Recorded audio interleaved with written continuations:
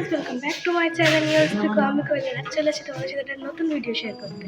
তো দেখো, বোর হতে হতে আমরা চলে এসেছি বেরিয়ে, তো কারণ আমরা যাচ্ছি একটা মাসির বাড়িতে। চলো তোমাদের গিয়ে সবটা শেয়ার করছি।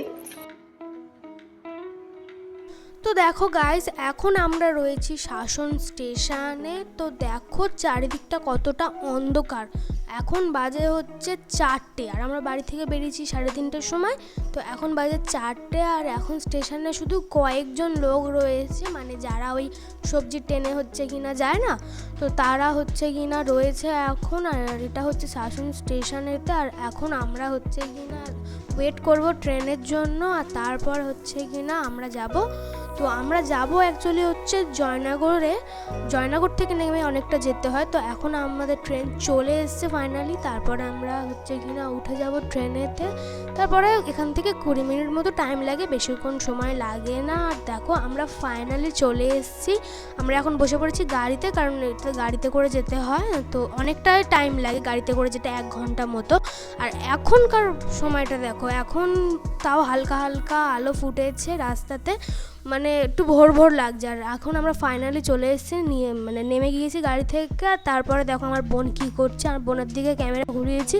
আমার বোন আমার দিকে ছুটে ছুটে চলে আসছে আমার কোলে উঠবে বলে। আর এখন এখান থেকে আমরা হেঁটে হেঁটে যাব, বেশিক্ষণ টাইম নয়, একটুখানি। আর ফাইনালি আমরা কাকিদের দিদিদের বাড়িতে চলে এসেছি। এখানে দেখো প্রত্যেকের না অনেক বাড়ি রয়েছে, মাটির বাড়ি, আমি তোমাদেরকে পরে দেখাবো। আর এখানে অনেক ঘোরার জায়গা রয়েছে, নদী রয়েছে, প্রচুর ফিশারি রয়েছে, তো আমি পরে গিয়ে তোমাদেরকে ঘুরিয়ে দেখাবো। আর এখন আমরা চলে এসেছি কাকি দিদিদের বাড়িতে।